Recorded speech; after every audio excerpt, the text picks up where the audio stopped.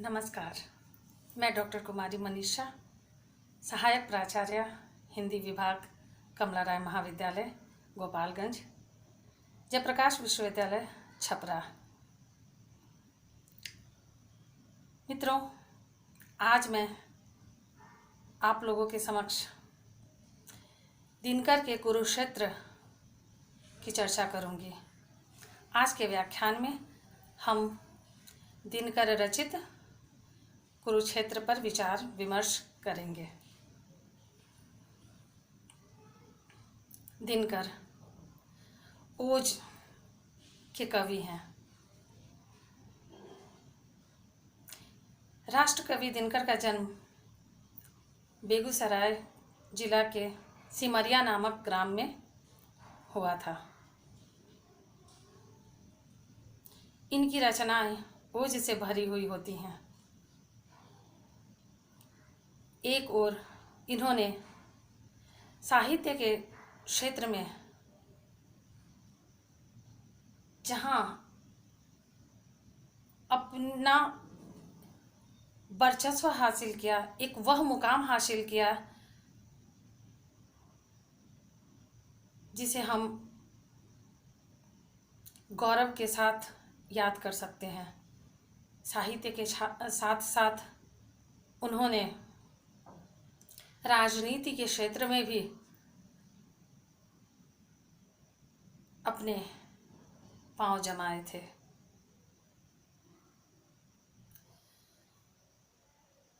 दिनकर की कई रचनाएं हैं। उर्वशी, कुरुक्षेत्र, रश्मि रथी, हारी को हरिनाम, संस्कृति के 4 अध्याय। विभिन्न विषयों पर दिनकर ने अपनी लेखनी चलाई। विभिन्न समस्याओं पर उन्होंने अपनी लेखनी चलाई। वे जनप्रतिनिधि के कवि थे। उन्होंने शोषण के विरुद्ध आवाज उठाया। उन्होंने समसामयिक समस्या के विरुद्ध आवाज उठाया।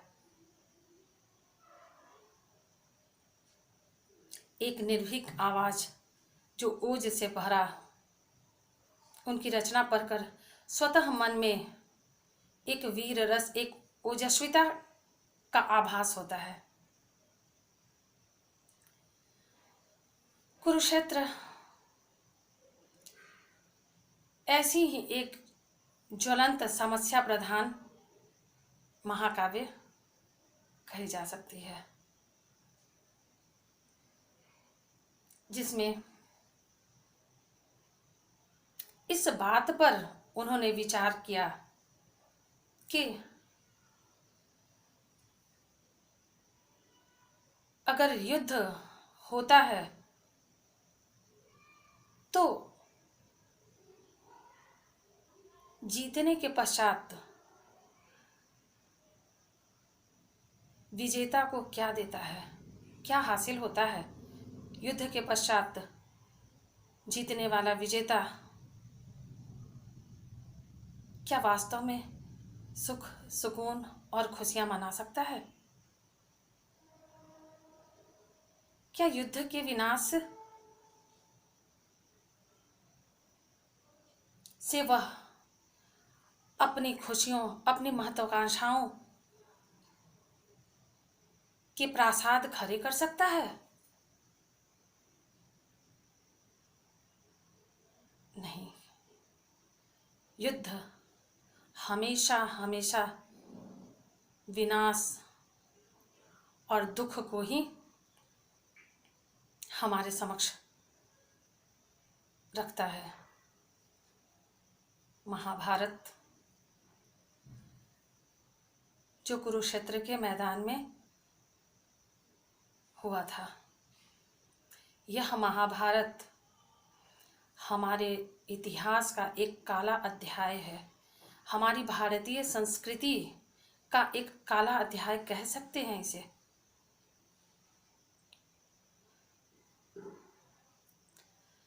महाभारत में अपने ही अपनों के विरुद्ध युद्ध कर क्या हासिल किए, क्या मिला उन्हें? रोती, सिसकती, बिलखती, कलपती औरतों की रुदन जब युधिष्ठिर के कान में पड़ती है युद्ध के पश्चात, जिस औरत ने अपने पुत्र को खोया था, किसी ने अपने पति को खोया था, उस विलाप की प्रतिध्वनि कुरुक्षेत्र के मैदान से निकलकर पूरे भारतवर्ष में गूंजने लगी, अट्टहास करने लगी। एक तरह से धर्मराज कहे जाने वाले युधिष्ठिर के सामने प्रश्न चिन्ह था। एक प्रश्न था, क्या हासिल किया? युद्ध के पश्चात, जीतने के पश्चात सब कुछ हार गए। इस ऐतिहासिक घटना को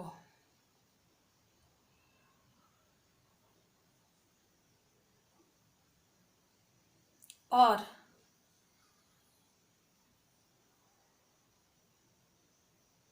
लालसा के जब पूर्ण हो जाने के पश्चात विजय पताका लहराते हुए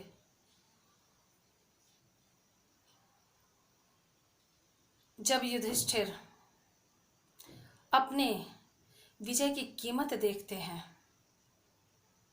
तो उनका हृदय भी चित्कार उठता है, उनका हृदय भी विलाप करने लगता है और युधिष्ठिर की उसी वेदना को अपनी कल्पना के भावों से रंग कर राष्ट्रकवि दिनकर ने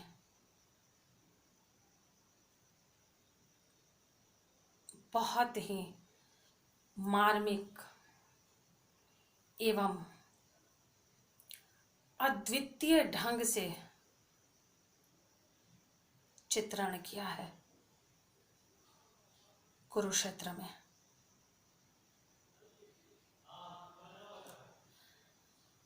आपसी विद्वेष और हिंसा की आग जब मानवीय सभ्यता के इतिहास को रक्तमय कर उसे शमशान में तब्दील कर देती है, तब कैसी प्रतिध्वनि निकलती है, इसकी आहट, इसकी अनुगूंज कुरुक्षेत्र में है।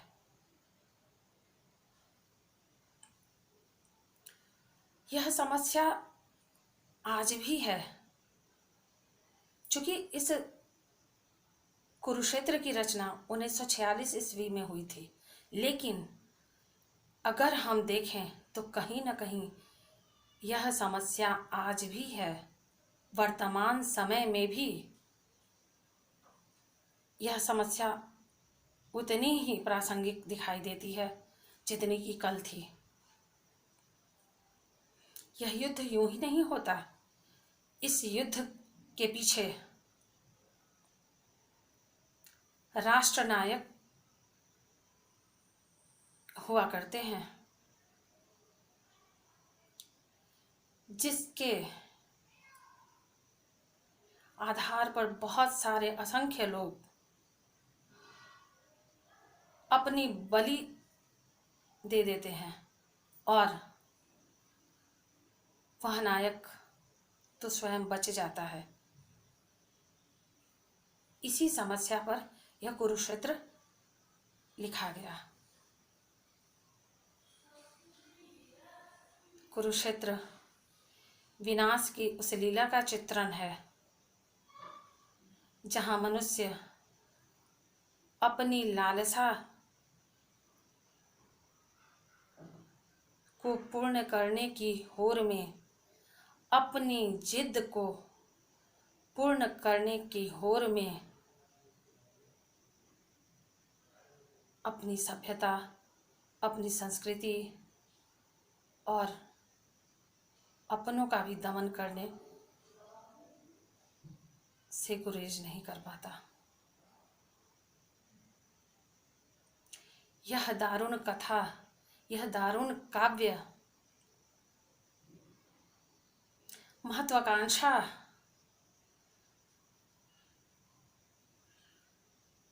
की उस विकट स्थिति को दर्शाती है जो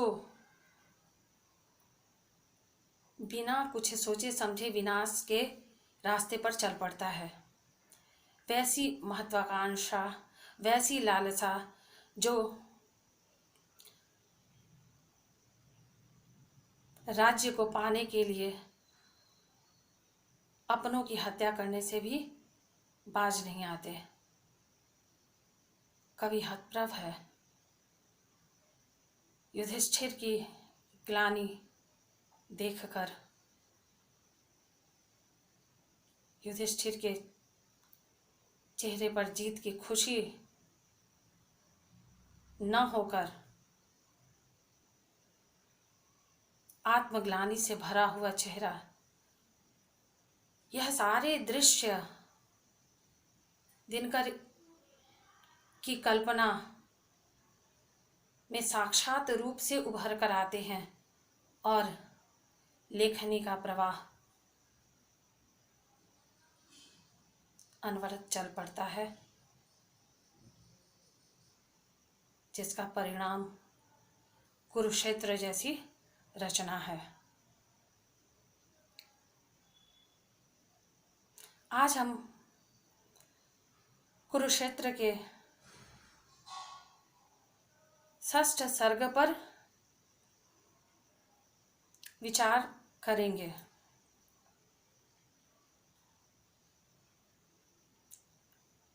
छठे सर्ग में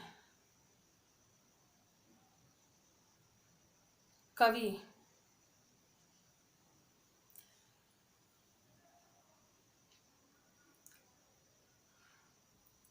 इस युद्ध की विभीषिका से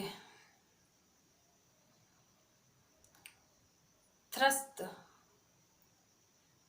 मानव संसार को देखता है तो वो कह उठता है, ईश्वर से प्रश्न करता है,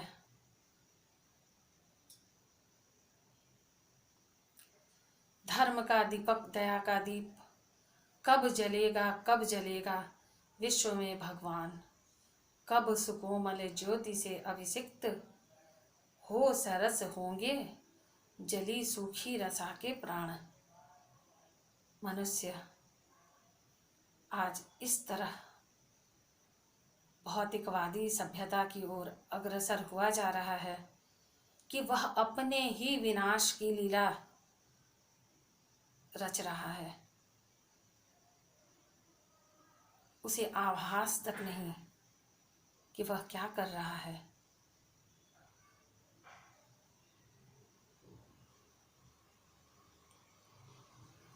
हमारी परंपरा, हमारी संस्कृति, हमारी भारतीय संस्कृति जो वसुधैव कुटुंबकम का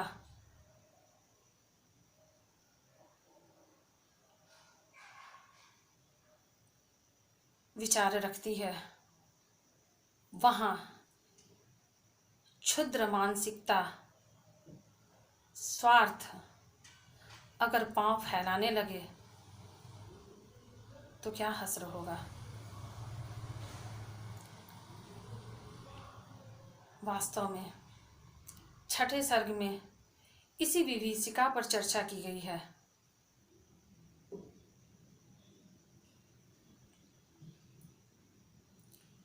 और यह कहा गया है कि मनुष्य कब उसकी चेतना जागृत होगी, वह कब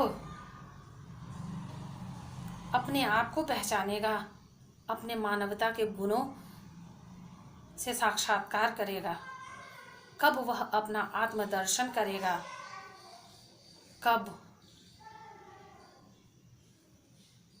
वह पुनः अपनी संस्कृति को पूर्णतः अपनाएगा, कब उसके मन में दया का दीप जलेगा, कब जलेगा, कब वह अपने धर्म का आलोक निर्बंध होकर के फैलाएगा, एक मनुष्य को दूसरे मनुष्य से कब जोड़ेगा, कब उसके संबंध को समझेगा, उस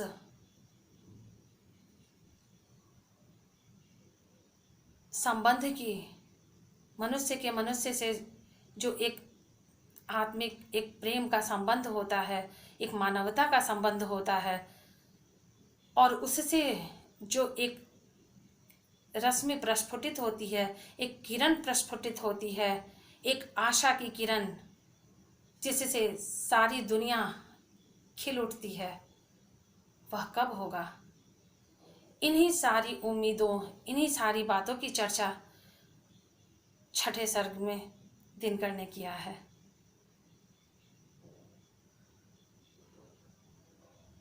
हम धीरे धीरे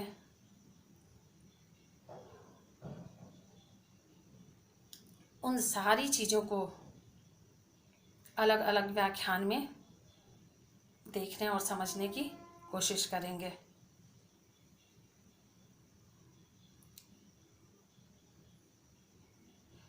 ये कुरुक्षेत्र पर हम गीता, गांधीवाद और कर्मवाद के प्रभाव को देखते हैं। कुरुक्षेत्र सिर्फ युद्ध का चित्रण मात्र नहीं है, यह युद्ध के पश्चात उसकी विभीषिका का चित्रण है, जो कि मानवतावादी रास्ते को अपनाने के लिए प्रेरित करता है।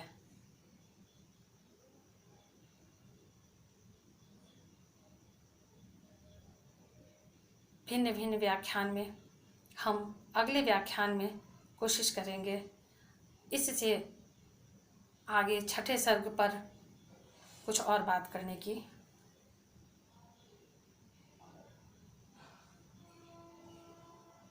नमस्कार।